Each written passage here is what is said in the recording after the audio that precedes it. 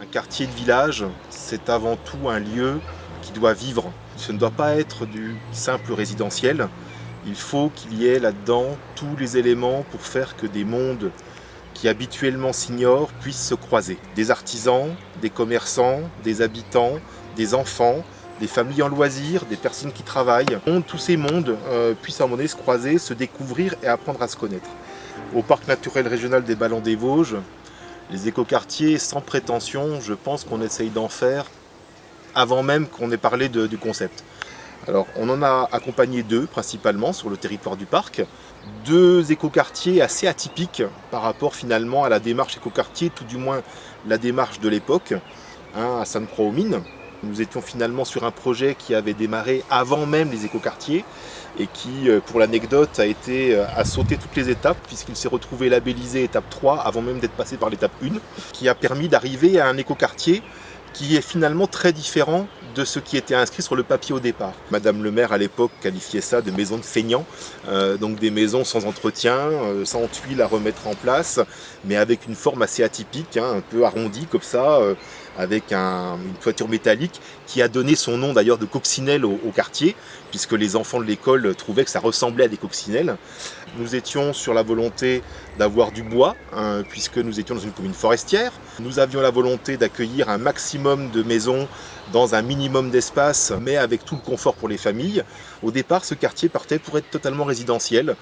Et au final, il y a eu, alors peut-être un peu moins de maisons que prévu, mais des activités qui sont apparues.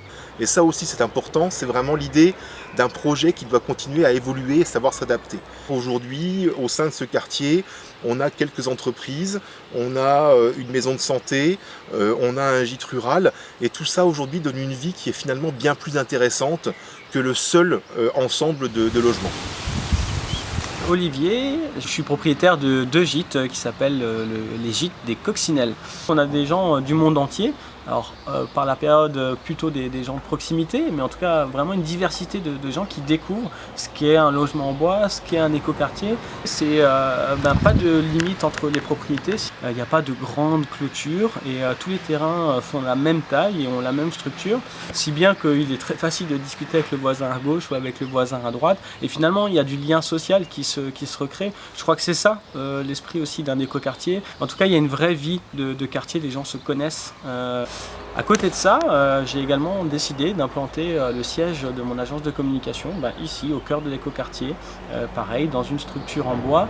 Alors ça peut paraître atypique ou particulier de s'installer comme ça à la campagne pour une agence de communication, mais on est beaucoup plus créatif quand on est dans un espace de travail qui est agréable, qui respire, qui est au calme tout simplement. Ce qu'on peut regretter par contre, c'est qu'il n'y a pas forcément eu de suivi au niveau du label écoquartier. De ce fait, il y a d'autres constructions qui ont pu se bâtir ici, notamment des constructions plus traditionnelles en fait en briques, et ça c'est peut-être un peu regrettable parce que ça casse un peu et la philosophie et l'image de l'écoquartier. Finalement, cet écoquartier a rebondi sur ses écueils pour pouvoir aboutir à quelque chose aujourd'hui de très satisfaisant, au point d'avoir séduit même le comité national. Il me semble, je crois ne pas me tromper en disant que le charpentier a encore une coccinelle démontée prête à être assemblée dans son atelier. Donc peut-être qu'un jour celle-ci se déploiera sur une des dernières parcelles disponibles.